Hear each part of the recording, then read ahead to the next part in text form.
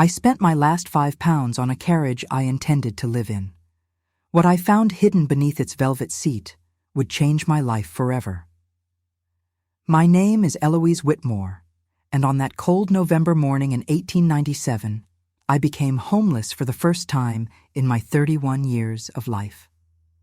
The sky above London was the color of wet slate, heavy with the promise of rain. A bitter wind swept through the narrow streets, carrying with it the smell of coal smoke.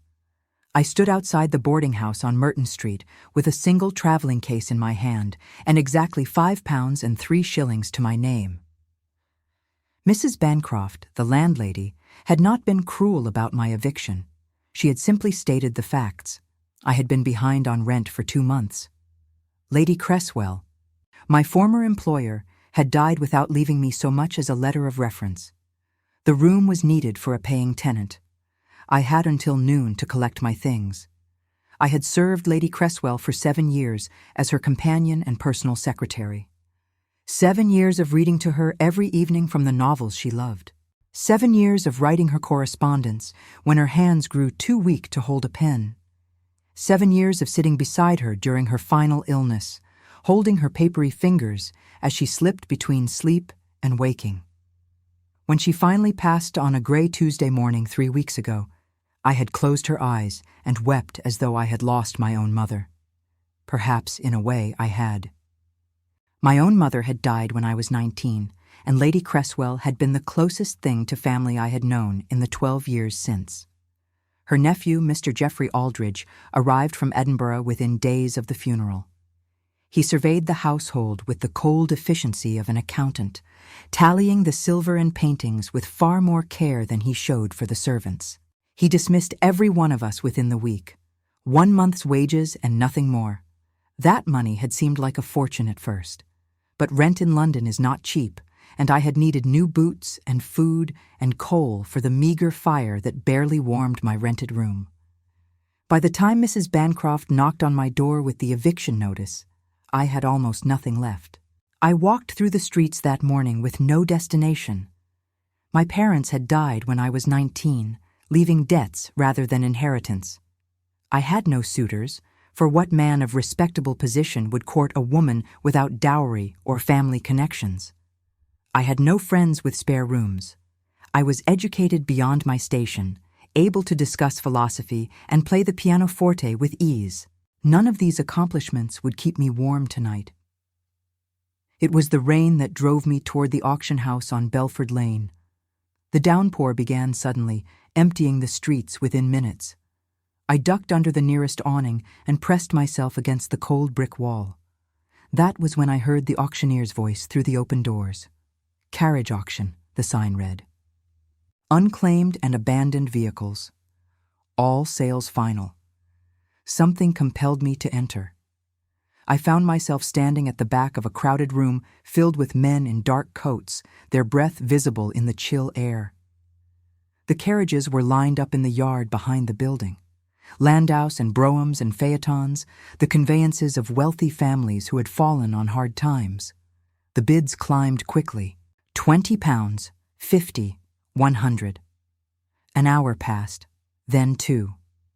The crowd thinned as the finer carriages were sold. The rain stopped, leaving the cobblestones glistening. I was about to leave when the auctioneer called out the final lot. "And now, gentlemen," he announced, "we come to item 47, a state carriage of considerable age, origin unknown, condition poor. The records indicate it was discovered in a warehouse belonging to a deceased collector. Starting bid is £1. The carriage was wheeled into view, and several men laughed. It was enormous, with a body that had once been painted royal blue, but had faded to the color of a bruised sky. The gilt trim was tarnished. 2 windows were cracked. The velvet curtains hung in tatters. The lanterns were bent and broken. £1, the auctioneer repeated. "Do I hear £1?" The room was silent. I stared at the carriage and thought about the streets outside.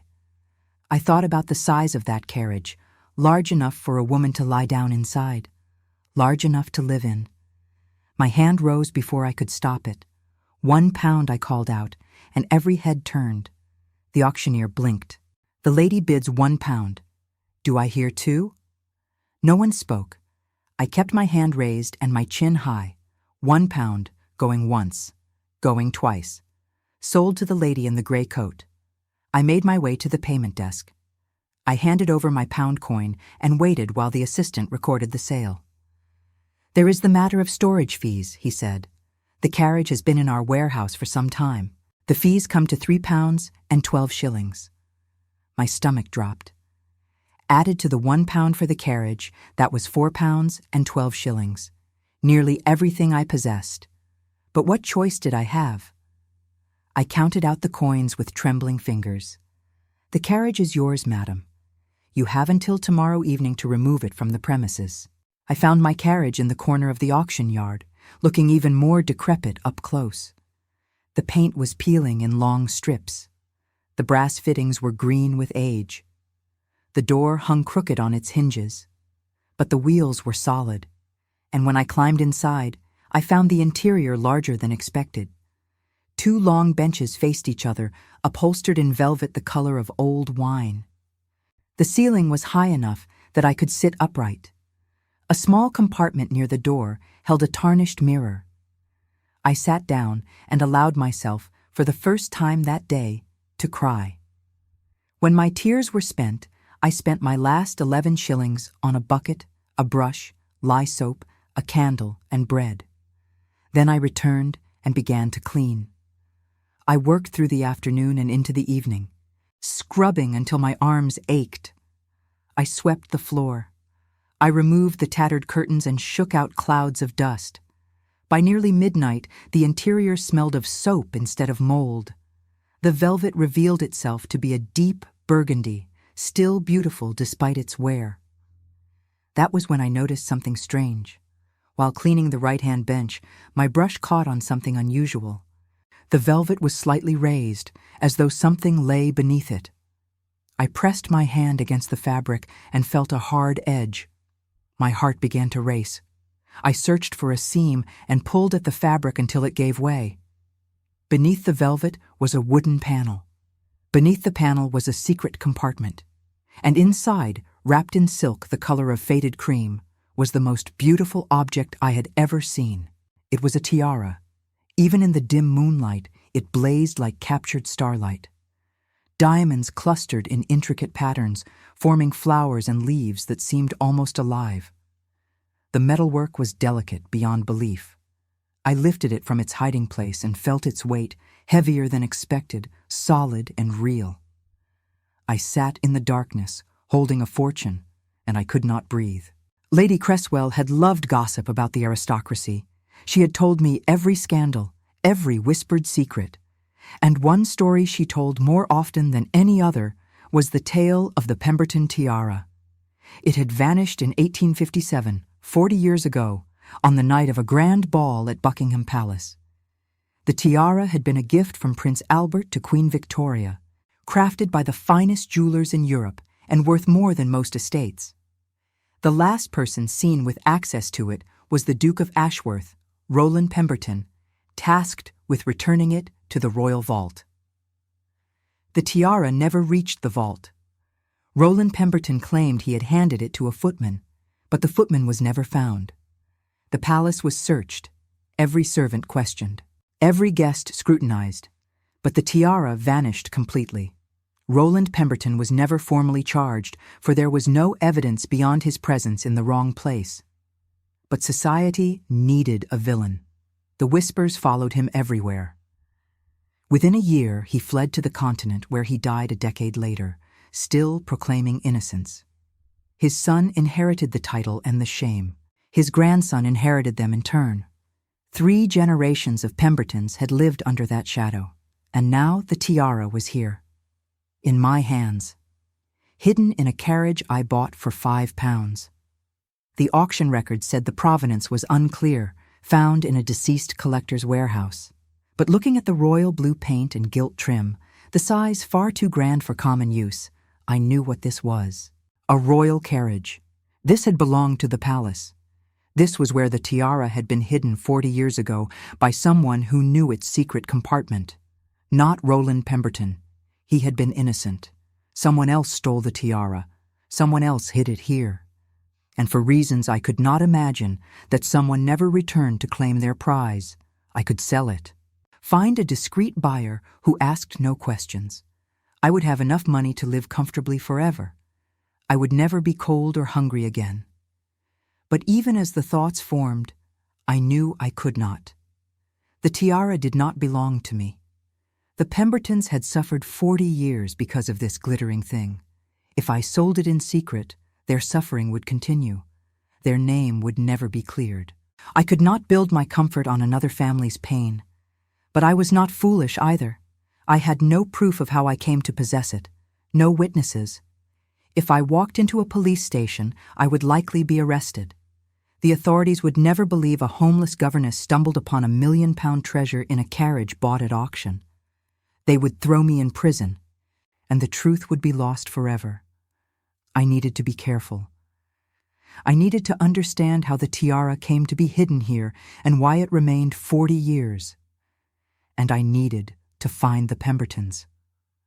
I tucked the treasure back into its compartment and covered it with the torn velvet. Then I lay down on the opposite bench, pulled my coat over my shoulders, and stared at the ceiling until sleep claimed me. That night, I dreamed of a palace ballroom filled with dancing figures in white and gold. I dreamed of a woman in a crown of stars, turning to look at me with eyes that held 40 years of secrets. I dreamed of a man's voice calling my name. When I woke, dawn was creeping through the windows, and I knew what I had to do. I would find Nathaniel Pemberton, the current Duke of Ashworth. I would tell him what I had found, and together we would uncover the truth buried for 40 years. I did not know then what that decision would cost me. I did not know that Nathaniel Pemberton was not the cold, distant aristocrat I imagined. I did not know that his gray eyes would haunt my dreams, or that his voice would make my heart race in ways I had never experienced. I did not know that by the time the truth was revealed, I would have lost my heart completely. But perhaps it is better we do not know the future. Perhaps it is better we step into the unknown with only hope to guide us. I rose from my bench, straightened my rumpled coat, and began to plan. The morning light revealed my situation with harsh clarity. I was a woman alone in London with no money, no connections, and a priceless tiara hidden in a carriage I could not move. The auction yard would expect me gone by evening. I needed help, but I could not trust just anyone with my secret. I thought about what I knew of the Pembertons. Lady Cresswell had spoken of them occasionally, always with a mixture of pity and fascination. The current Duke, Nathaniel Pemberton, was said to be a man of 35 who had inherited the title 5 years ago when his father died. He lived at Ashworth House in Mayfair, one of the few properties the family had managed to retain despite their reduced circumstances. The scandal had cost them dearly over the decades. They had sold estates, dismissed servants, retreated from society, and yet they had never sold Ashworth House. Lady Cresswell had found that curious. "It is as if they are waiting for something," she had said once, "as if they believe that one day the truth will come out and they will need a proper London home to return to society from." I understood that now. The Pembertons had been waiting for exactly what I had found, but how to approach them? I could not simply walk up to the front door of a duke's residence and announce that I had found the missing tiara. The servants would turn me away. The authorities would be called. I would be arrested before I could explain. I needed to find a way to make Nathaniel Pemberton come to me. The answer came to me as I sat in my carriage, watching the auction yard workers begin their morning routines. The carriage itself was the key. It had once belonged to the royal household. Its provenance could be traced, its history verified. If I could prove that this was a royal carriage, if I could connect it to the night the tiara disappeared, then I would have evidence that supported my story. I needed to go to the auction house records. I needed to find out everything I could about where this carriage had come from. I climbed out of my carriage and made my way to the auction house offices, a small brick building adjacent to the main hall. The door was unlocked, and I found the same young assistant from yesterday sitting behind a cluttered desk, a cup of tea steaming in his hand. "Excuse me," I said. "I purchased item 47 yesterday. The state carriage. I was hoping to learn more about its history." He looked up at me with the same expression of bemused curiosity I had seen from everyone at the auction. "You are the lady who bought it." "I remember." He set down his tea and began rifling through a stack of papers. "Let me see. Item 47. Here it is." He pulled out a single sheet of paper and studied it with a frown. "Not much here, I am afraid. The carriage was discovered in a warehouse in Southwark. The warehouse belonged to a man named Cornelius Blackwood, deceased 6 months ago. His estate was being liquidated, and we were contracted to sell off the contents. There were quite a few odd items in that warehouse, actually. The old fellow seems to have been something of a collector. Cornelius Blackwood. I committed the name to memory. Do you have an address for the warehouse?" The assistant hesitated, but something in my expression must have convinced him I was harmless. "I suppose there is no harm in it." He copied an address onto a scrap of paper and handed it to me. "There you are, though I doubt you will find anything useful." The place was cleared out completely. I thanked him and left. The address led me to a narrow street near the river, where the smell of the Thames hung heavy in the air. The warehouse was a squat brick building with boarded windows and a padlock on the door. A sign on the front read, "Property of Blackwood Estate. Inquiries to Messrs. Thornton and Associates, Solicitors." I stood on the pavement and stared at the building for a long moment. Cornelius Blackwood, a collector. A man who had somehow acquired a royal carriage and stored it in a warehouse for decades. Who was he? How had he come to possess the carriage? And had he known what was hidden inside? I needed to find out more about this Cornelius Blackwood, and I knew exactly where to start. The British Library was a vast stone edifice that I had visited many times during my years with Lady Cresswell. She had sent me there often to research genealogies and historical matters for her correspondence. I knew the reading rooms well, knew which clerks were helpful and which were best avoided, knew how to navigate the endless stacks of periodicals and records. I spent the remainder of that morning and most of the afternoon searching for any mention of Cornelius Blackwood. What I found painted a picture of a strange and solitary man. He had been a dealer in antiquities, specializing in objects connected to the royal family. He had operated from that warehouse in Southwark for nearly 50 years, buying and selling historical curiosities to collectors and museums. He had never married, had no children, and had lived alone above his warehouse until his death.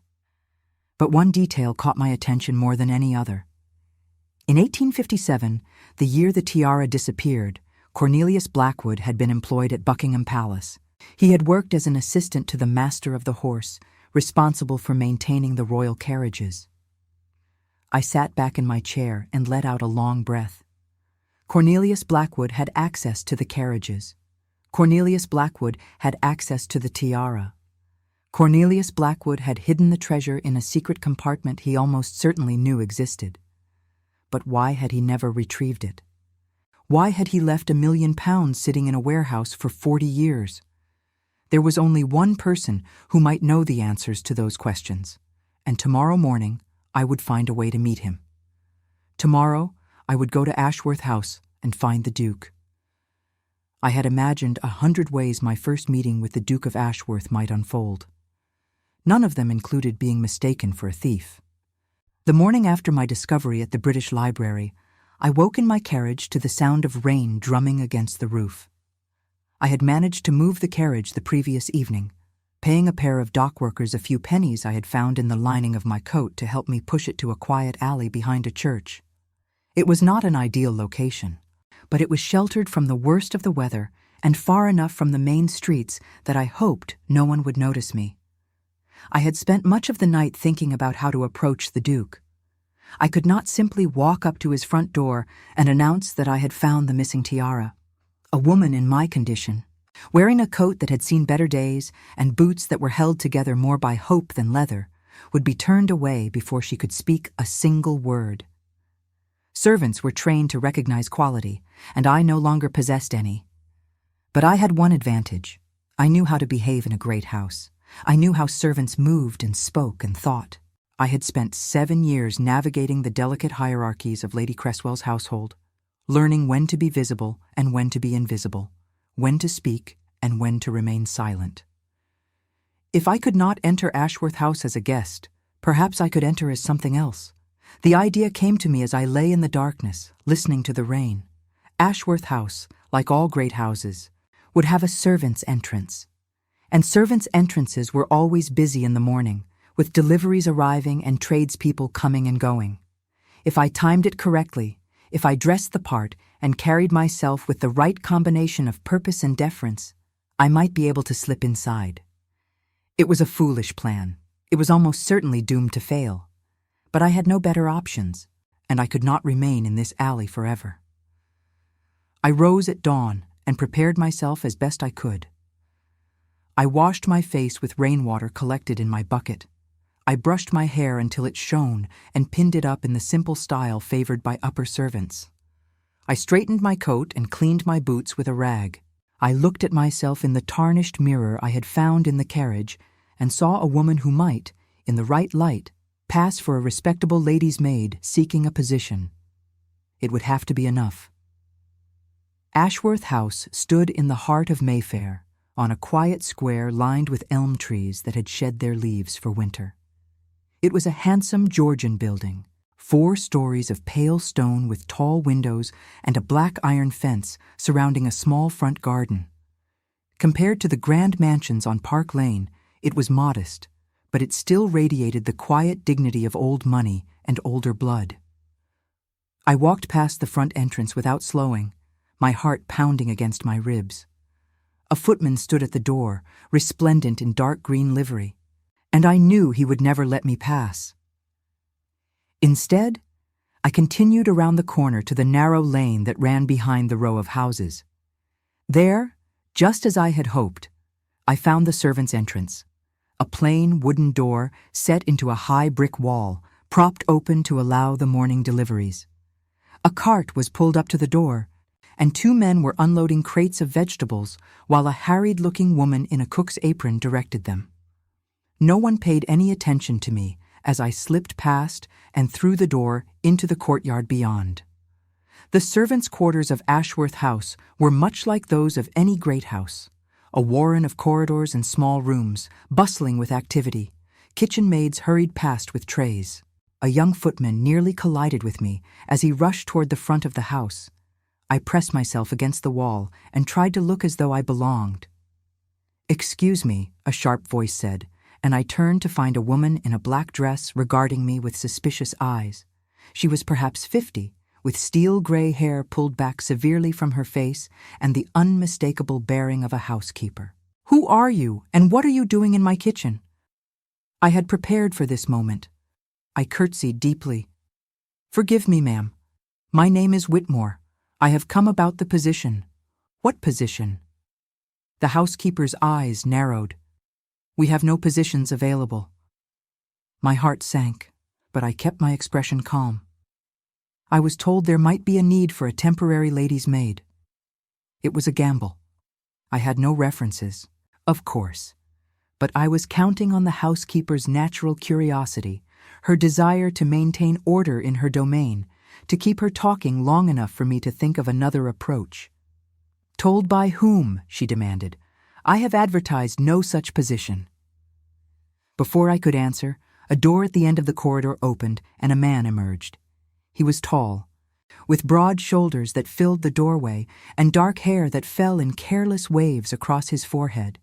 His face was striking rather than handsome, with sharp cheekbones and a jaw that suggested stubbornness. But it was his eyes that caught me and held me, gray as winter clouds, gray as the London sky, gray as the stone walls of the house that had been his family's prison for 40 years. Those eyes swept over me with an expression I could not read, and I felt suddenly, acutely aware of my worn coat and my threadbare gloves and the lie I had been about to tell. "Mrs. Blackwood," he said, and his voice was deep and quiet. the kind of voice that expected to be obeyed without raising itself. "What is happening here?" The housekeeper straightened. "Your Grace, this woman claims to be seeking a position we have not advertised. I was about to have her removed." "Your Grace." This was Nathaniel Pemberton, the Duke of Ashworth, the man I had come to find, the man whose family had suffered for 40 years because of the treasure hidden in my carriage, and I was standing before him in a servant's corridor, pretending to be something I was not. "Wait," he said, and his gray eyes returned to my face. There was something in his gaze, something sharp and assessing, as though he could see through my pretense to the truth beneath. "What is your name?" I could have lied. I should have lied. But something in those eyes made deception impossible. "Eloise Whitmore, Your Grace. And you are seeking a position as a lady's maid?" I swallowed. "I am seeking an audience with you, Your Grace. I have information that concerns your family, information of the utmost importance." The housekeeper made a sound of outrage. "Your Grace, I must insist that this woman be removed immediately. She is clearly not what she claims to be." "No," the Duke said slowly, "she is not." He took a step toward me, and I forced myself not to retreat. Up close, he was even more imposing than he had appeared at a distance. I could see the fine lines around his eyes, the evidence of years of strain. I could see the carefully controlled tension in his shoulders, the wariness of a man who had learned not to trust easily. "You have 5 minutes, Miss Whitmore," he said. "Come with me." He turned and walked back through the door from which he had emerged. I followed, acutely aware of the housekeeper's disapproving gaze on my back, acutely aware of my own heartbeat thundering in my ears. The room beyond was a study, lined with bookshelves and dominated by a large mahogany desk. Papers were scattered across its surface. He did not sit himself, but stood by the window, his back to the gray morning light, his face in shadow. 5 minutes, he repeated. "Explain yourself." I had rehearsed this moment 100 times in my mind, but now that it had arrived, all my carefully prepared words seemed inadequate. I took a deep breath and began. 2 days ago, I purchased a carriage at auction, an old state carriage in very poor condition. I bought it because I had nowhere else to live, and I thought I could make a home of it. While cleaning it, I discovered a secret compartment hidden beneath one of the seats. The Duke's expression did not change, but I saw something flicker in his eyes. "Go on." Inside the compartment, I found an object wrapped in silk. A tiara, made of diamonds, in a design of flowers and leaves. I believe it is the tiara that has been missing from the royal collection for 40 years. The tiara that your grandfather was accused of stealing. For a long moment, there was silence. The Duke stood motionless by the window, his face unreadable. Then he moved, crossing the room in 3 long strides to stand directly in front of my chair. "Do you know what you are saying?" His voice was barely above a whisper, but there was an intensity in it that made me press back against the chair. "Do you understand the gravity of this claim?" "I understand, Your Grace. I would not have come here if I were not certain." "Where is this tiara now?" "Hidden. In the carriage. I did not dare to move it." "And why have you come to me?" His eyes searched my face, looking for something I could not identify. "Why not go to the authorities? Why not sell it and disappear with the fortune it would bring?" "Because doing so would not clear your family's name. Because your grandfather was innocent, and I believe I have found proof of who truly stole the tiara. And because I had no wish to build my comfort on another family's pain." The Duke stared at me for what felt like an eternity. Then, slowly, he moved back to the window and stood with his hands clasped behind his back, gazing out at the gray morning sky. "My grandfather died in exile," he said quietly. "My father spent his entire life trying to restore our family's reputation and failed. I have devoted the last 5 years to the same cause. And now you appear at my door, a stranger, claiming to have found the answer to 40 years of suffering hidden in a carriage you bought for £5. I said nothing. There was nothing to say. He turned to face me. I should have you arrested. I should call the authorities this very moment and have them take you into custody. My heart clenched, but I kept my voice steady. That is your right, Your Grace. But if you do, you will never learn the truth. The carriage will be impounded. The tiara will disappear into some evidence vault, and your family will remain under suspicion forever. You are very bold, Miss Whitmore. I am desperate, Your Grace. But I am also honest. I have told you nothing but the truth. He studied me for another long moment. Then, unexpectedly, he smiled. It was a small smile, barely a curve of his lips, but it transformed his face. The severity softened. The wariness faded. For just an instant, I caught a glimpse of the man he might have been if his life had taken a different path. Very well, Miss Whitmore. I will hear your evidence. But not here. If what you say is true, then this matter must be handled with the utmost discretion. Where is this carriage of yours? In an alley behind St. Martin's Church. I moved it there last night. Then we will go there now. Together. He crossed to the door and opened it, calling for his coat and hat. The housekeeper appeared, her expression disapproving, but he waved away her concerns. I will return within the hour, Mrs. Blackwood. Please see that my appointments for this morning are postponed. We left Ashworth House through the servants' entrance, the Duke pulling on a plain dark coat that made him look more like a prosperous merchant than a peer of the realm. He walked quickly, with the long stride of a man accustomed to covering ground, and I had to hurry to keep pace. Tell me about this proof you mentioned, he said as we walked. You said you believe you know who truly stole the tiara. I told him about Cornelius Blackwood, about the warehouse where the carriage had been found, about my research at the British Library, and the discovery that Blackwood had worked at Buckingham Palace in 1857. The Duke listened in silence, his brow furrowed in concentration. When I finished, he shook his head slowly. I know the name Blackwood, he said. Or rather, I know of him. He was questioned at the time of the theft, as were all the palace servants. But he had an alibi. He was seen in the servants' quarters during the time the tiara disappeared. Perhaps his alibi was false. Or perhaps he had an accomplice. Perhaps. The Duke's expression was thoughtful. Or perhaps he simply knew where to hide something and did not commit the theft himself. We reached the alley behind St. Martin's Church, and I led the Duke to where my carriage stood in the shadows. In the gray morning light, it looked even more decrepit than I remembered, a sad relic of a vanished age, its paint faded and its grandeur reduced to ruin. The Duke stopped a few feet away and stared at it. My God, he breathed. I know this carriage. I turned to him in surprise. You do. It was one of the state carriages used for royal processions during the early years of the Queen's reign. It was retired from service in the 1850s, around the time of the theft. I have seen drawings of it in the palace archives. He walked slowly around the carriage, running his hand along the faded paint. My grandfather must have seen it dozens of times. I opened the door and climbed inside, gesturing for him to follow. He hesitated for just a moment, then ducked his head and entered.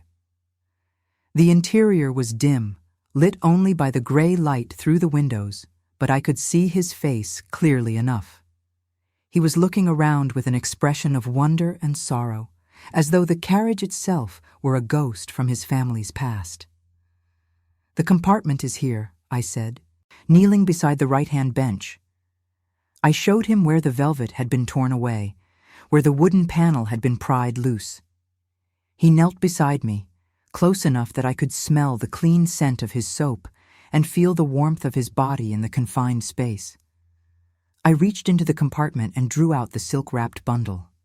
My hands were trembling slightly as I unwrapped it, layer by layer, until the tiara lay exposed in my palms. The Duke made a sound that was somewhere between a gasp and a sob. "It is exactly as the drawings describe," he whispered, "exactly as my grandfather described it in the letters he wrote from exile." He looked at me, and I was startled to see that his gray eyes were bright with unshed tears. "You have found it. After 40 years, you have actually found it." I did not know what to say. I had expected suspicion, perhaps even anger. I had not expected this raw emotion, this vulnerability that he was making no effort to hide. "Miss Whitmore," he said, and his voice was hoarse, "I do not know how to thank you. I do not know if there are words sufficient to express what this means to me, to my family. You have not thanked me yet. Your Grace. We still do not know who stole it or why it was hidden here. Until we can prove your grandfather's innocence, the suspicion will remain." He nodded slowly, composing himself with visible effort. "You are right. Of course. We must approach this carefully." He reached out and touched the tiara, his fingers tracing the diamond flowers with something like reverence. "May I?" I handed it to him, and he held it up to the dim light. The diamonds caught the glow and threw it back in 1,000 tiny rainbows that danced across the walls of the carriage. For a moment, neither of us spoke. We simply sat there in the silence, watching the light play across the surface of a treasure that had been lost for 40 years. "I must think about how to proceed," he said at last, wrapping the tiara carefully in its silk covering once more. "This must be handled with the utmost discretion. If word were to get out that the tiara had been found, if the press were to learn of it before we could prove how it came to be here, the scandal would be worse than before. I understand, Your Grace." He looked at me, and there was something new in his expression, something that might have been respect. "You have been living in this carriage?" "I have nowhere else to go." His jaw tightened. "That is unacceptable. You have brought me the greatest gift my family could ever receive, and you are living in an alley like a vagrant." He shook his head firmly. "You will come to Ashworth House. We have rooms that stand empty. You will stay there while we investigate this matter. Your Grace, I cannot possibly accept such an offer. It would not be proper." "Proper?" He raised an eyebrow. "Miss Whitmore, you have just handed me proof that my grandfather was innocent of a crime that destroyed his life. You have given me the means to restore my family's honor after 40 years of shame. Do you truly think I care about propriety at this moment?" I did not know how to answer. The offer was beyond generous. It was also dangerous. I was a woman alone, without family or protector. To stay in the house of an unmarried man, even one as highborn as the Duke, would ruin whatever remained of my reputation. But what reputation did I have left to protect? I was a homeless governess, living in a carriage, with nothing to my name but the clothes on my back and a secret that could change everything. "I will accept your offer, Your Grace," I said finally, "but only until this matter is resolved." "Agreed." He tucked the wrapped tiara inside his coat and moved toward the door of the carriage. "Come, let us return to Ashworth House. There is much work to be done." He climbed out and offered me his hand. I took it, feeling the warmth of his fingers through my thin gloves, and stepped down into the gray morning. I did not know it then, but that single touch set in motion events that would alter both our lives forever. That morning, walking beside the Duke of Ashworth, I knew only that I was no longer alone. For the first time in weeks, I had hope. And hope, I was learning, could be the most dangerous thing of all. I had never slept in a bed so soft, nor woken to a room so silent. The chamber the Duke had given me was on the 3rd floor of Ashworth House, small by aristocratic standards, but larger than any room I had ever called my own. The walls were papered in pale blue, the furniture was polished mahogany, and the window looked out over the quiet square below. After 3 nights in a carriage and 3 weeks in a drafty boarding house, it felt like waking in a dream. That first morning at Ashworth House, I lay in bed for a long moment, staring at the ceiling and trying to make sense of everything that had happened. 2 days ago, I had been homeless, penniless, without hope. Now I was a guest in a duke's residence. My carriage had been moved to the Ashworth stables, and I was about to embark on an investigation that could restore a family's honor after 40 years of shame. It seemed impossible. And yet, here I was. A knock at the door roused me from my thoughts. A young housemaid entered with a tray of tea and toast, her eyes wide with curiosity that she was trying hard to conceal. Mrs. Blackwood had clearly not shared any details about my presence, but the servants would be speculating. A strange woman arriving with the Duke, being given a guest room, dining alone in her chamber rather than with the family. It was the stuff of gossip, and I knew better than anyone how quickly gossip could spread through a household. "His Grace requests your presence in the library at 10 o'clock, the maid said, setting the tray on a small table by the window. "Shall I help you dress, miss?" I looked down at my worn gray dress, the only garment I possessed aside from the clothes on my back. I had washed it as best I could the night before, but it was still clearly not suitable for a duke's library.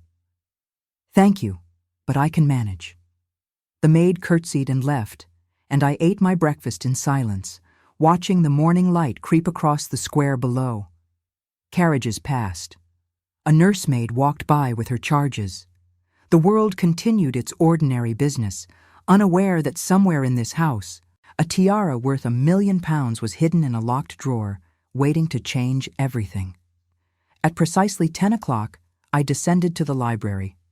It was a magnificent room, 2 stories tall, with bookshelves climbing to a ceiling painted with clouds and cherubs.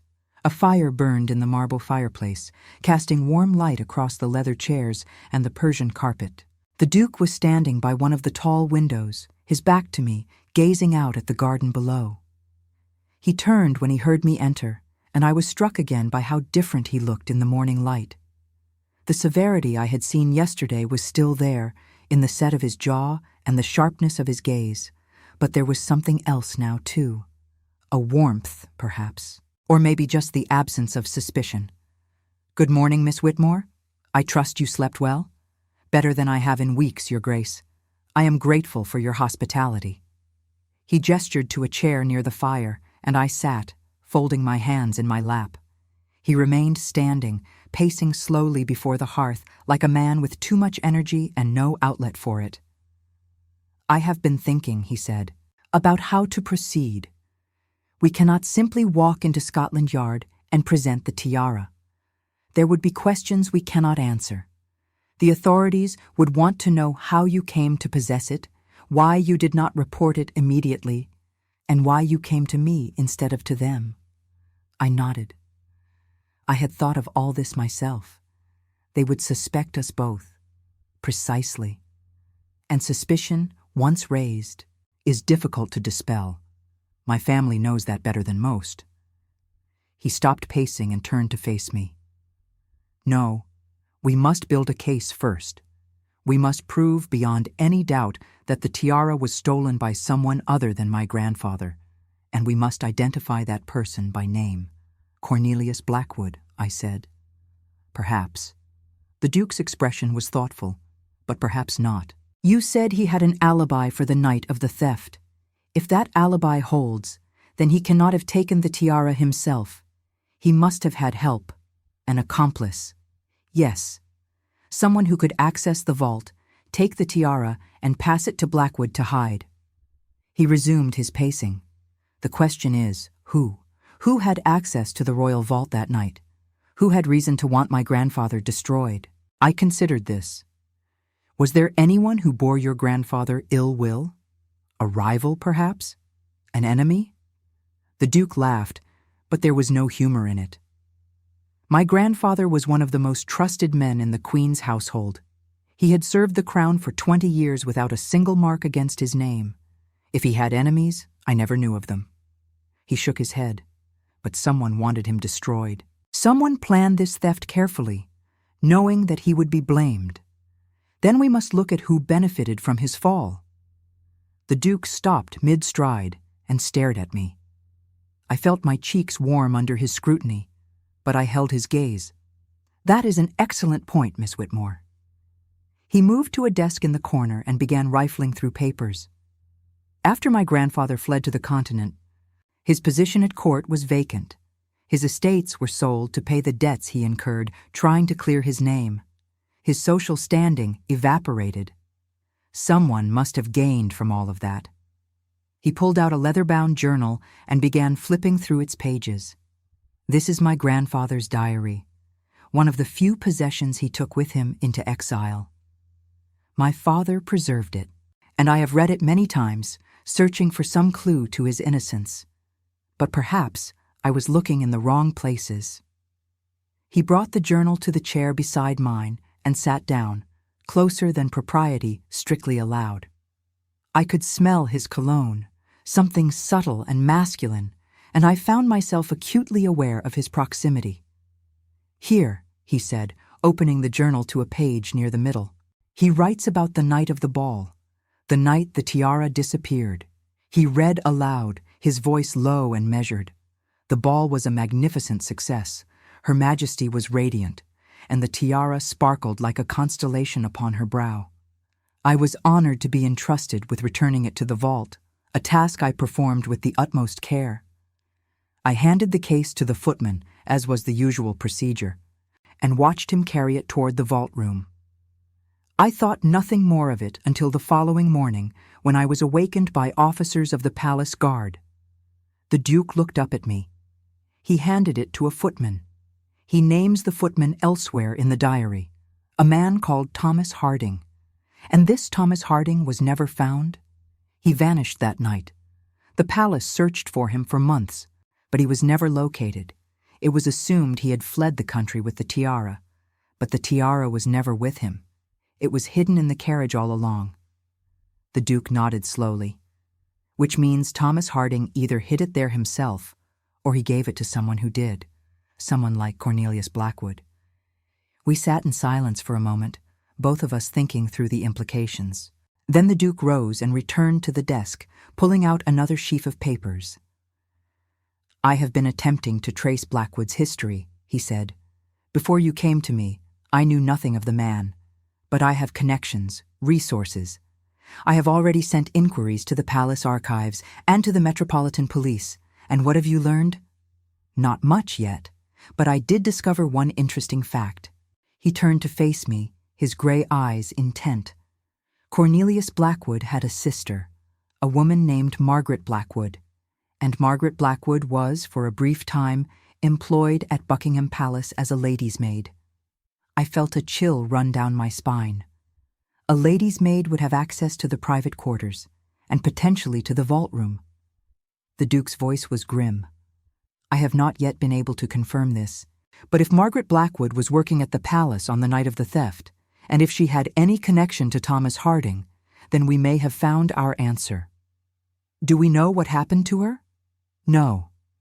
After 1857, there are no records of her at all.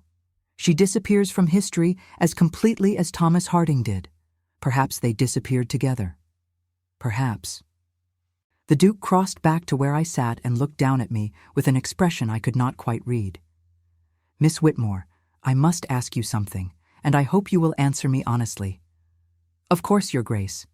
Why are you helping me?" The question surprised me. "I beg your pardon?" He sat down in the chair beside me again, leaning forward with his elbows on his knees. "You found a treasure worth £1,000,000. You could have sold it and lived in comfort for the rest of your life. Instead, you sought me out, a stranger, and handed me the key to my family's redemption. Why?" I looked at him for a long moment, at the sharp planes of his face and the intensity in his gray eyes. I thought about the question, about the many answers I could give. Because it was the right thing to do. Because I could not profit from another family's pain. Because I had been raised to value honesty above all else. All of those answers were true, but they were not the whole truth. "Because I know what it is like to be judged for something you did not do," I said finally. "Because I have spent my life in the shadows of other people's houses, invisible and powerless, watching the wealthy and the titled move through the world with ease while I scraped and struggled for every small dignity. Because your grandfather died in exile, his name destroyed, his family shamed, and he was innocent. I could not stand by and allow that injustice to continue when I had the power to end it. The Duke was silent for a long moment. Then slowly, he reached out and took my hand. It was an improper gesture, and we both knew it. A duke does not hold the hand of an unmarried woman who is not his relation. But his fingers were warm around mine, and his touch was gentle, and I found that I did not want him to let go. "You are a remarkable woman, Eloise Whitmore," he said softly, "and I am more grateful than I can express." I felt heat rise to my cheeks. "Your Grace," I began, but he shook his head. "Nathaniel. When we are alone, please call me Nathaniel." My heart was beating so fast I was certain he could hear it. "Nathaniel," I whispered, and his name felt like a secret on my lips. We sat there for a moment, his hand in mine, the fire crackling beside us. Then a knock at the library door broke the spell, and we sprang apart like guilty children. "Enter," the Duke called, and his voice was steady, betraying nothing of what had just passed between us. Mrs. Blackwood appeared in the doorway, her expression disapproving as always. "Your Grace, there is a gentleman here to see you. He says it is a matter of some urgency. Who is he?" "He would not give his name, Your Grace, but he says he has information about the Pemberton matter." The Duke and I exchanged a glance. "Send him in," he said. The man who entered the library was old, perhaps 70 or more, with a stooped posture and a face lined by years of hard living. His clothes were shabby but clean, and he clutched a worn cap in his gnarled hands, but it was his eyes that caught my attention. They were bright and sharp, filled with an intelligence that belied his humble appearance. "Your Grace," the old man said, bowing stiffly, "I apologize for intruding. My name is Samuel Harding. Thomas Harding was my brother." The Duke went very still. I felt my own breath catch in my throat. "Your brother," the Duke said slowly, "was the footman who disappeared with the Queen's tiara." "My brother," the old man replied, "was murdered for refusing to be part of a crime." He looked from the Duke to me and back again, and when he spoke next, his voice was heavy with 40 years of silence finally broken. "I know who stole the tiara," he said. "I have always known, and I have come to tell you everything." The Duke gestured to a chair. "Please, Mr. Harding, sit down." The old man lowered himself into the chair with the careful movements of someone whose joints had long since begun to fail him. He was silent for a moment, gathering his thoughts, and I found myself holding my breath. "My brother Thomas was a good man," he began at last. "Honest, hard-working. He had been in service at the palace for nearly 10 years when it happened.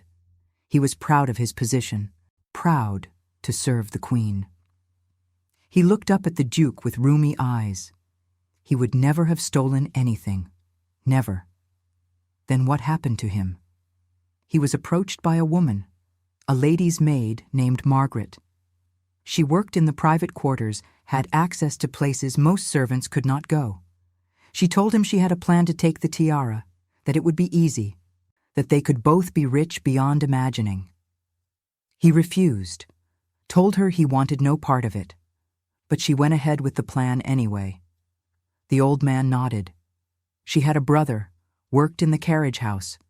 Between the two of them, they knew the palace routines, knew when the tiara would be vulnerable. They just needed someone to hand it off to them, someone who would be above suspicion. "Thomas," I said softly. "Thomas." Samuel Harding's voice was bitter. She tried to convince him, offered him money, offered him other things.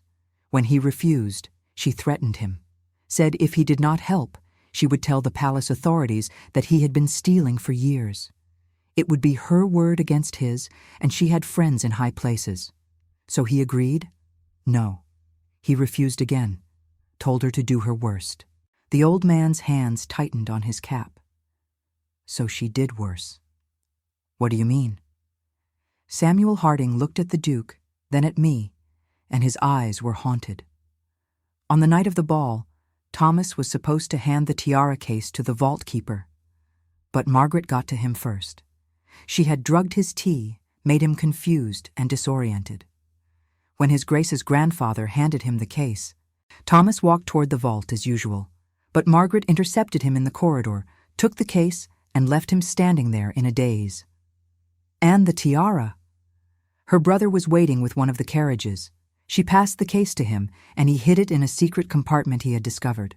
They planned to retrieve it later, once the fuss had died down. But something went wrong, I said. Everything went wrong.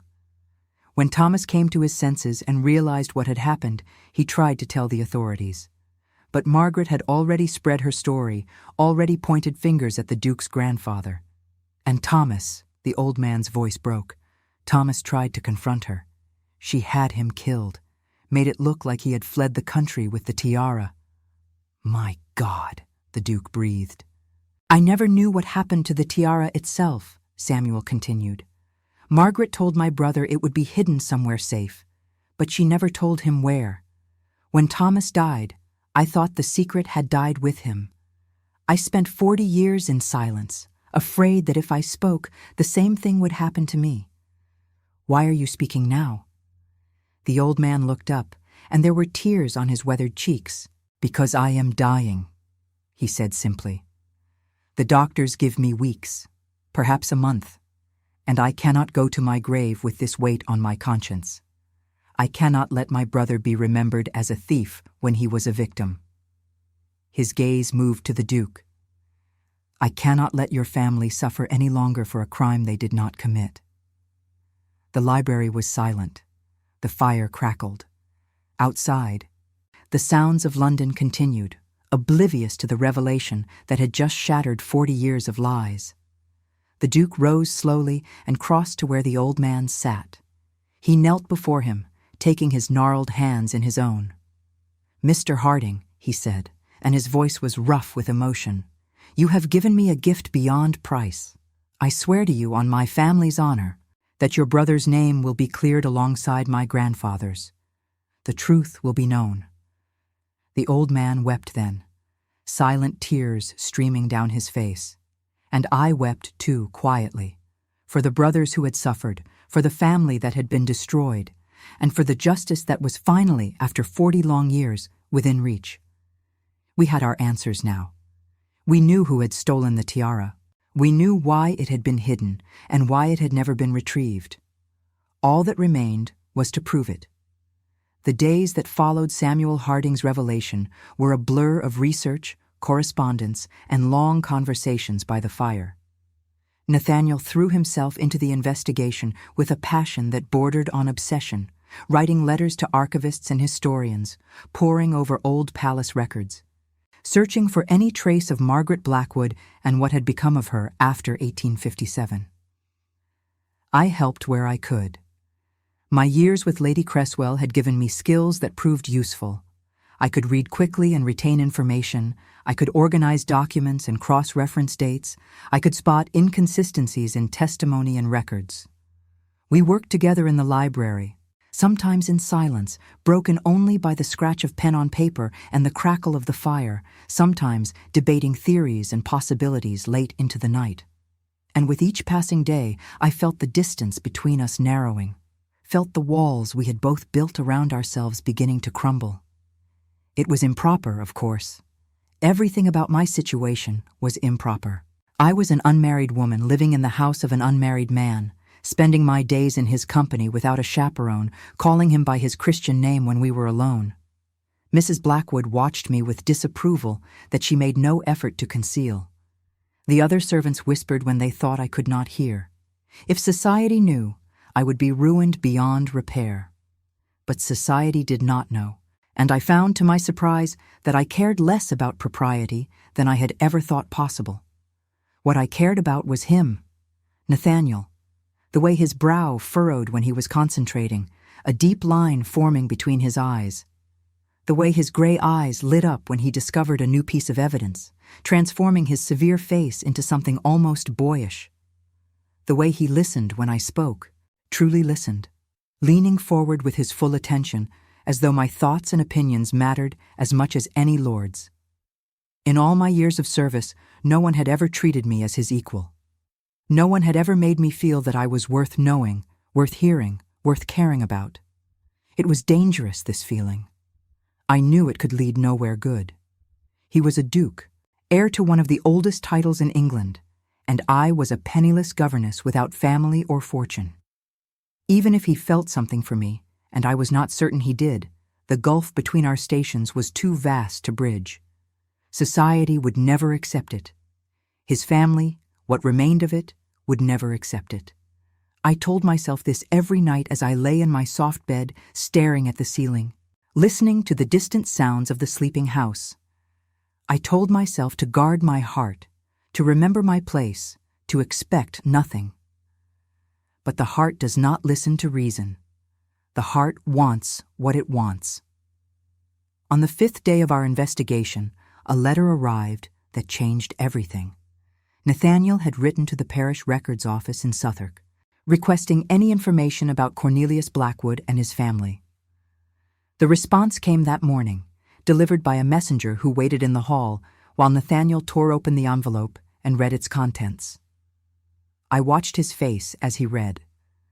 I saw his expression shift from anticipation to confusion to something that looked almost like triumph. "Eloise," he said, and the urgency in his voice brought me to my feet. "Come and look at this." I crossed to where he stood by the window and read over his shoulder.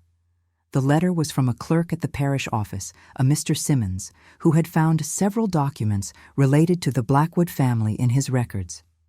The first document was a baptismal record for Cornelius Blackwood, born 1820, son of William and Mary Blackwood. The second was a similar record for his sister Margaret, born 1825. Nothing surprising there. But the third document made my breath catch in my throat. It was a marriage certificate. Margaret Blackwood, spinster, had married Thomas Harding, bachelor, in a small ceremony at St. George's Church in Southwark on the 15th of March, 1857, just 4 months before the Tiara disappeared. "She married him," I whispered. "Margaret married Thomas Harding." Nathaniel nodded, his jaw tight, which means everything Samuel told us was even more complicated than we realized. She was not just a colleague trying to recruit an accomplice. She was his wife. I thought through the implications. If they were married, then Thomas would have been even more reluctant to expose her. He would have been protecting his wife, not just a fellow servant. And it explains why he did not simply go to the authorities when she threatened him, Nathaniel added. To accuse his own wife of theft would have meant her hanging. He was trying to stop her without destroying her, but she destroyed him instead. Yes.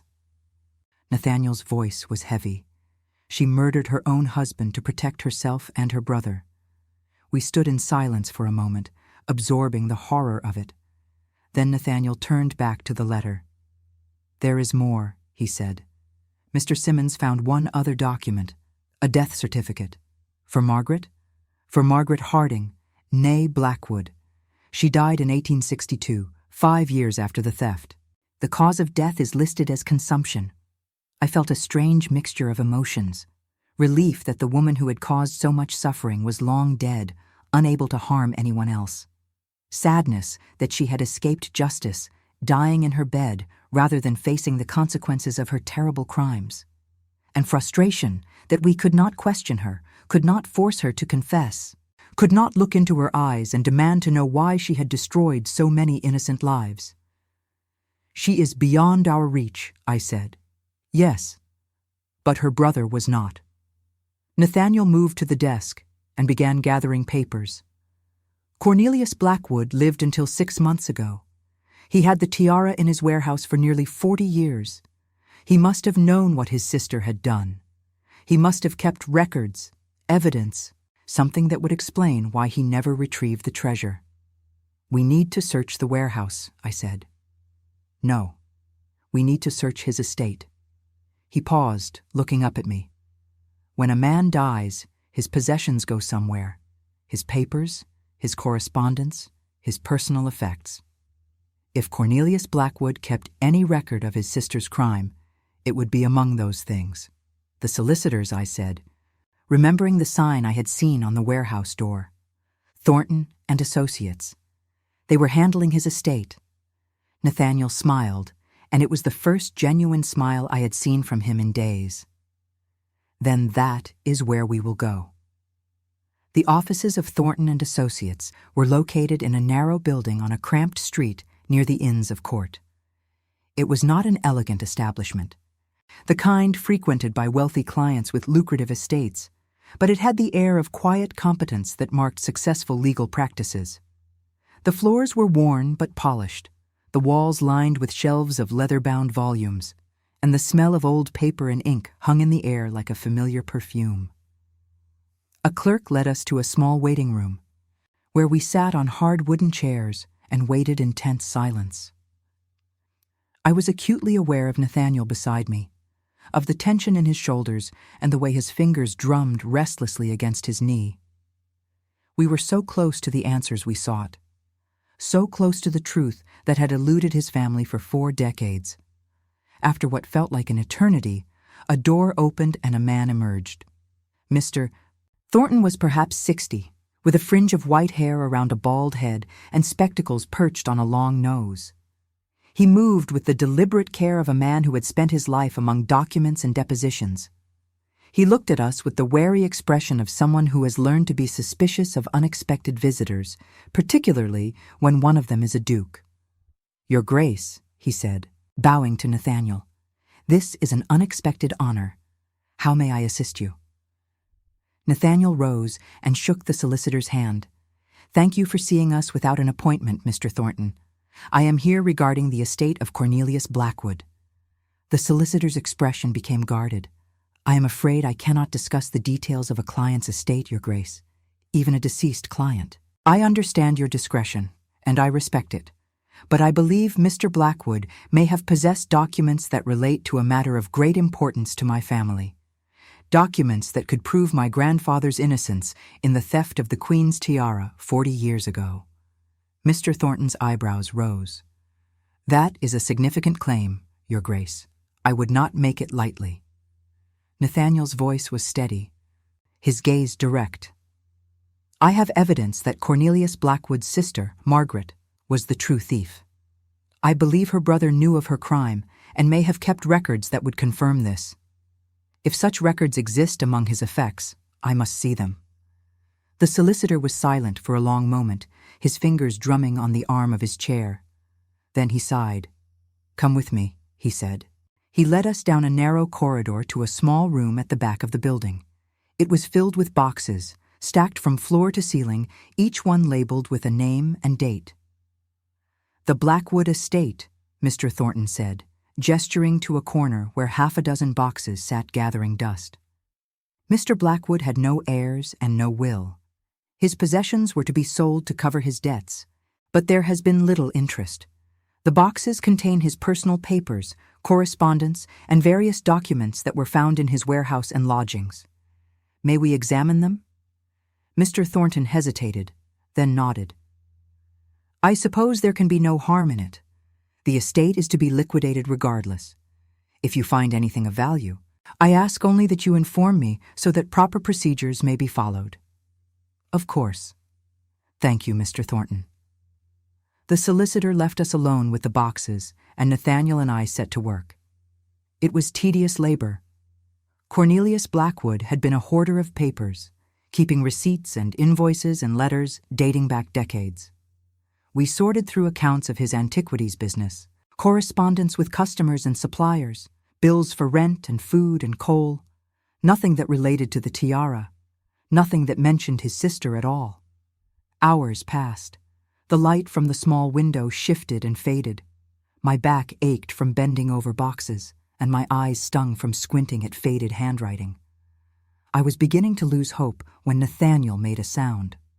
"Eloise," he said, "look at this." He was holding a small leather journal, its cover cracked and worn. I moved to his side and looked at the page he had opened. The handwriting was cramped and difficult to read, but the words were clear enough. March 1857. Margaret has done a terrible thing. She has stolen from the Queen herself, and she has made me her accomplice. She brought me the case in the night and begged me to hide it. She said it was only temporary, that she would retrieve it once the search had ended. I did not want to help her, but she is my sister. I could not refuse. I turned the page, my hands trembling. June 1857. Thomas is dead. Margaret says it was necessary, that he would have exposed us, but I cannot forgive her. He was her husband. He was a good man, and she killed him as easily as swatting a fly.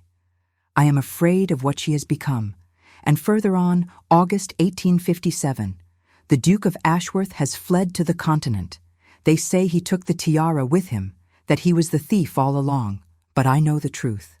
The tiara is hidden in the old state carriage, in the secret compartment I discovered when I was cleaning it years ago. Margaret made me promise never to retrieve it, never to sell it, never to speak of it. She says the risk is too great, but I think she simply cannot bear to profit from her husband's death. Nathaniel's hands were shaking as he turned to the final entries. 1862. Margaret is dead. The consumption took her slowly, painfully. In her final days, she begged me to destroy the tiara, to throw it in the Thames and be done with it forever. But I cannot. It is evidence of her crime, yes, but it is also evidence of the Duke's innocence. Perhaps someday, someone will find it. Perhaps someday, the truth will come out. And the last entry, dated only weeks before Blackwood's death, 1897. I am dying. The doctors say I have only months to live. I have kept my sister's secret for 40 years, and it has eaten away at my soul. I should have spoken. I should have given the tiara to the authorities and let justice be done. But I was afraid, and I was loyal, and now it is too late.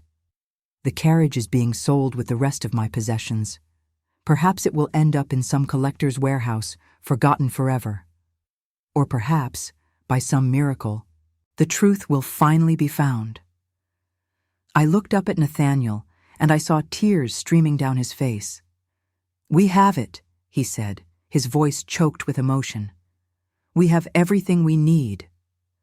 I reached out and took his hand, not caring about propriety, not caring about anything except the man before me and the justice we had finally found after so many years of searching and suffering. "It is over," I said softly. "Your grandfather will be vindicated. Your family's honor will be restored." He looked at me, and in his gray eyes I saw something that made my heart stop. "Eloise," he said, "I could not have done this without you." And then he kissed me. It was not a gentle kiss. It was desperate and fierce and full of all the emotion we had both been holding back for days. His hands cupped my face. His lips moved against mine, and I felt myself dissolving into him, losing myself in the warmth and the want and the impossible, improbable joy of this moment. When we finally broke apart, we were both breathing hard. His forehead rested against mine, and his hand still cradled my face. "I know I should not have done that," he whispered. "I know there are 1,000 reasons why this is impossible, but I do not care. Eloise, I have fallen in love with you." My heart was pounding so hard I could barely speak. "Nathaniel," I breathed, "I love you too." He kissed me again, softer this time, a promise rather than a demand. And in that dusty room surrounded by boxes of a dead man's secrets, I felt something I had never felt before. I felt hope. Not just for justice, not just for truth, but for a future I had never dared to imagine. A future with him. The next morning, Nathaniel sent word to Buckingham Palace requesting an audience with Her Majesty's private secretary. He enclosed copies of Cornelius Blackwood's journal entries and a summary of Samuel Harding's testimony. He explained that the missing tiara had been found, that the true thieves had been identified, and that the Pemberton family wished to return the treasure to its rightful owner and clear their name once and for all. The response came within hours, faster than either of us had dared to hope. Her Majesty would receive the Duke of Ashworth the following day at 3 o'clock in the afternoon, and I would go with him. I had never imagined I would stand inside Buckingham Palace. In all my dreams, in all my fantasies of a different life, this possibility had never occurred to me. And yet, here I was, walking through corridors that had witnessed centuries of history, my hand resting lightly on Nathaniel's arm, my heart pounding so loudly I was certain the footmen lining the walls could hear it. The palace was overwhelming in its grandeur. Crystal chandeliers cast rainbow light across ceilings painted with angels and clouds. Portraits of kings and queens gazed down from gilded frames. The carpet beneath our feet was so thick and soft that our footsteps made no sound at all. I felt like a trespasser, an intruder in a world where I did not belong. But Nathaniel walked beside me as though he belonged here, as though these halls were as familiar to him as the rooms of Ashworth House. And perhaps they were. His family had served the crown for generations, had walked these same corridors, had stood in these same chambers. Until 40 years ago, when everything had been taken from them. Today, we would take it back. We were led to a small reception room, intimate by palace standards, but still larger than any room I had ever seen in a private home. The walls were hung with silk, the color of fresh cream, and tall windows looked out over the palace gardens, where autumn leaves drifted lazily to the ground. A fire burned in the marble fireplace, and before it sat a small figure in black. Queen Victoria was smaller than I had expected. She was 78 years old, widowed for 36 years, and the weight of her reign showed in every line of her face.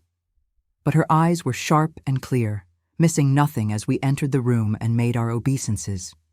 This was the woman who had ruled an empire for 60 years, who had survived assassination attempts and personal tragedies, who had shaped the world with her will and her vision. I had never felt so insignificant in my life. "Rise," she said, and her voice was stronger than her frail appearance suggested. "Come closer. My eyes are not what they once were." We approached, and I saw her gaze move from Nathaniel to me with undisguised curiosity. Nathaniel had explained my presence in his letter to the palace, describing me as the woman who had discovered the tiara and conducted much of the investigation. But I knew that my presence here was unusual, perhaps unprecedented. A governess, standing beside a duke in the Queen's private chambers. "You are the Duke of Ashworth," the Queen said, her eyes returning to Nathaniel. "Your grandfather served us faithfully for many years, until the unpleasantness." "Yes, Your Majesty." Nathaniel's voice was steady, but I could see the tension in his shoulders. "I have come to prove that the unpleasantness was not of his making." The Queen was silent for a moment, her fingers tapping slowly against the arm of her chair. "We have read your letter. We have examined the documents you sent. They are compelling, but we would hear the story from your own lips." Nathaniel began to speak. He told the story from the beginning, from my purchase of the carriage at auction to the discovery of the tiara, from the revelation of Cornelius Blackwood's connection to the palace to Samuel Harding's testimony about his brother's murder. He spoke clearly and precisely, presenting the evidence with the skill of a barrister making his case before a judge. But it was the journal that captured the Queen's attention. She held out her hand, and Nathaniel placed Cornelius Blackwood's journal into her palm. She opened it to the pages we had marked, the pages where Blackwood had confessed to hiding the tiara, where he had written of his sister's crime and his own guilt. She read in silence, her expression unreadable, and the room was so quiet I could hear the ticking of the ornate clock on the mantelpiece. When she finally looked up, there were tears in her eyes. "We remember that night," she said softly. "We remember wearing the tiara, feeling its weight upon our head. We remember thinking how beautiful it was, how perfectly Prince Albert had chosen." She paused, and I saw her hand tremble slightly as she touched the page. "We remember the morning after, when we were told it was gone. We remember the search, the accusations, the scandal. We remember the Duke of Ashworth, your grandfather, swearing his innocence as the world turned against him." "He was innocent, Your Majesty," Nathaniel said, and his voice cracked slightly. "He died in exile, still protesting his innocence. My father spent his entire life trying to clear our name. I have devoted my own life to the same cause, and now, at last, we have the truth." The Queen closed the journal and handed it back to Nathaniel. Then she turned her gaze to me. "And you," she said, "Miss Whitmore, you found the tiara. You could have sold it and lived comfortably for the rest of your days. Why did you not?" I took a deep breath, acutely aware of the weight of her attention. "Because it was not mine to sell, Your Majesty. Because the Duke's family had suffered for a crime they did not commit. Because I could not build my happiness on the foundation of another's pain." The Queen studied me for a long moment. Then, unexpectedly, she smiled. "You have an honest heart, Miss Whitmore. It is a rare quality in this world." She turned back to Nathaniel. "We are satisfied. The evidence is clear. Roland Pemberton, the late Duke of Ashworth, was innocent of the theft of our tiara. The true culprits were Margaret Blackwood and her brother Cornelius. We shall issue a formal proclamation to that effect." Nathaniel closed his eyes, and I saw the tension drain from his body. "Thank you, Your Majesty. You cannot know what this means to my family. We believe we can." The Queen's voice was gentle. "We have lived long enough to understand the weight of reputation, the pain of unjust accusation. We are glad to see this wrong finally righted." She paused. "But there is the matter of the tiara itself. I have brought it, Your Majesty." Nathaniel reached into the leather case he had carried with him and withdrew the silk-wrapped bundle. He unwrapped it carefully, revealing the diamonds blazing in the afternoon light. The Queen gasped, a small sound that seemed to escape her against her will. Her hand reached out, trembling, and touched the delicate metalwork. "We have not seen it in 40 years, she whispered. "We thought we never would again." She looked up at Nathaniel, and there were tears streaming down her weathered cheeks. "Thank you, Your Grace. Thank you for returning what was lost." Nathaniel bowed his head. "It belongs to you, Your Majesty. It always has." The Queen held the tiara for a long moment, turning it in her hands, watching the light dance across the diamonds. Then she set it aside and turned her attention back to us. "We wish to reward you," she said, "both of you. The Duke of Ashworth shall be restored to full favor at court. Your family's lands, those that were sold to pay your grandfather's debts, we shall see what can be done to restore them. And you, Miss Whitmore," I felt my heart skip. "Your Majesty, you have done the crown a great service. You have returned a treasure beyond price and righted a terrible wrong. We wish to grant you a pension sufficient to keep you in comfort for the remainder of your days, and we wish to know if there is anything else we might do for you." I glanced at Nathaniel, and he gave me the smallest of nods. My heart was pounding so hard I thought it might burst from my chest. "There is one thing." "Your Majesty," I said, and my voice was barely above a whisper. "Name it." I looked at Nathaniel, at the man who had become everything to me in the space of a few short weeks. I looked at the Queen, who held in her hands the power to grant or deny what I was about to ask. And I took the greatest risk of my life. "The Duke of Ashworth has done me the honor of asking for my hand in marriage," I said. "We know that such a union would be unusual, that it would defy convention and expectation. But we love each other, Your Majesty. And if it please you, we would ask your blessing on our union." The silence that followed was the longest of my life. The Queen looked from me to Nathaniel and back again. Her expression was unreadable, her thoughts hidden behind decades of royal composure. I held my breath, waiting for the rejection I knew must come, waiting for her to tell us that such a marriage was impossible, that a duke could not wed a governess, that the social order must be preserved. But she surprised me. "Love," she said softly, and her voice was filled with a sadness that spoke of long years of grief. "We know something of love, Miss Whitmore. We know what it is to find a partner who completes you, who makes you more than you could ever be alone. We lost our own dear Albert 36 years ago, and not a day passes that we do not feel his absence." She looked at Nathaniel with something that might have been recognition. Your grandfather served at our wedding. Did you know that? He carried the train of our gown. We remember him as a young man, full of hope and promise. He deserved better than the fate that befell him. Yes, Your Majesty, Nathaniel said quietly. He did. The Queen nodded slowly. Society will talk. There will be scandal, gossip, disapproval. But we have learned in our long reign that society often talks about the wrong things. What matters is not birth or station. What matters is character.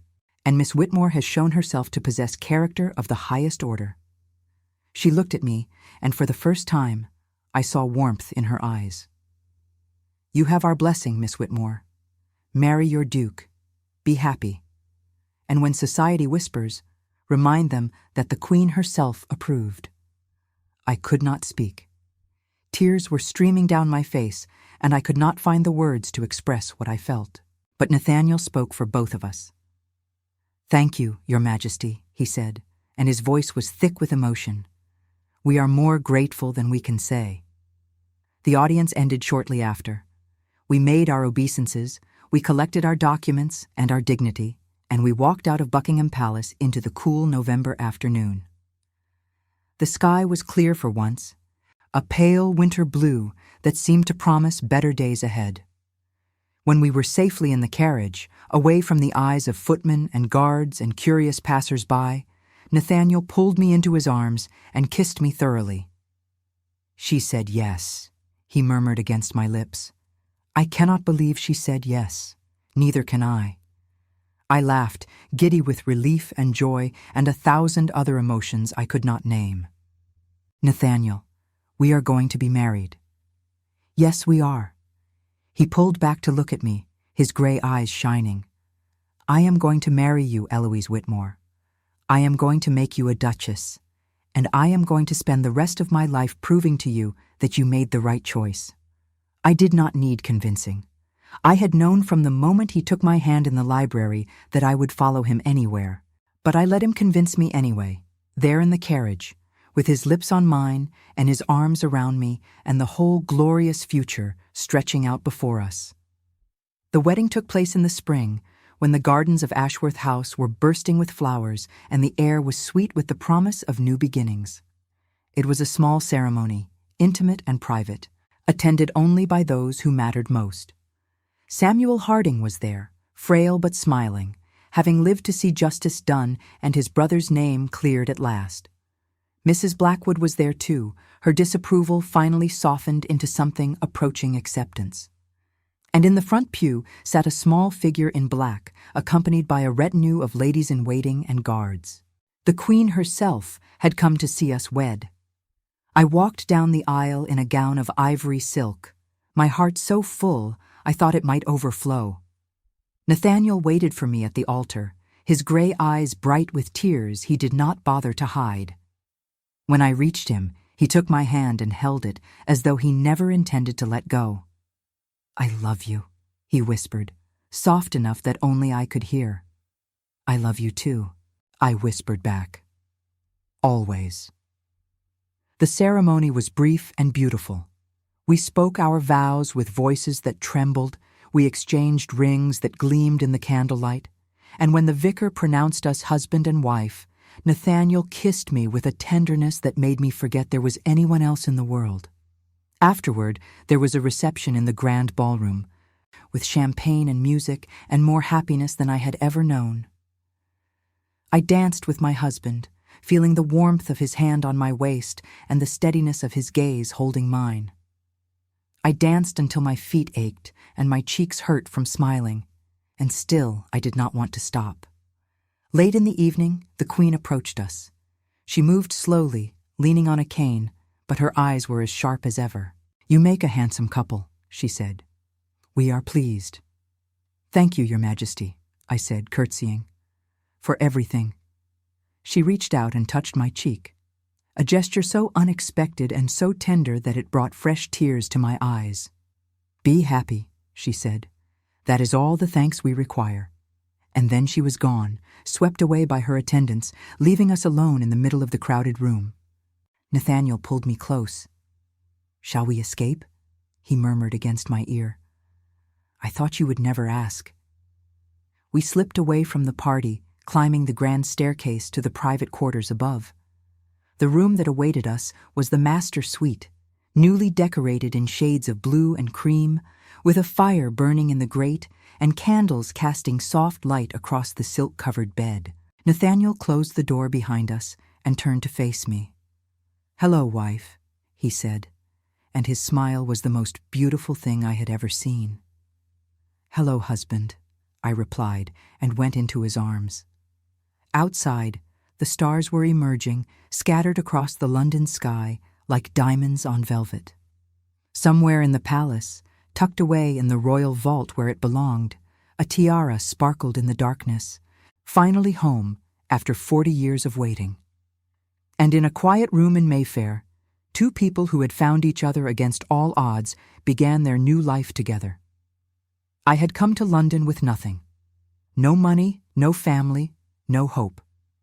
I had bought a ruined carriage with my last £5, intending to live in it like a vagrant. And in that carriage, hidden beneath velvet worn thin by time, I had found a treasure that changed everything. Not the tiara. That treasure had always belonged to another. The treasure I found was love. The treasure I found was purpose. The treasure I found was a man who saw me as I truly was and loved me anyway. A man who would stand beside me through scandal and triumph, through hardship and joy, for all the days of our lives. Some might call it luck, some might call it fate, but I prefer to think of it as something else. I prefer to think of it as grace, the grace of a moment, the grace of a choice, the grace of two hearts finding each other in the darkness and holding on tight. That is the story of how I, Eloise Whitmore, governess without prospects or fortune, became the Duchess of Ashworth. That is the story of how I found my home. And if you ask me, it is the only treasure that ever truly mattered.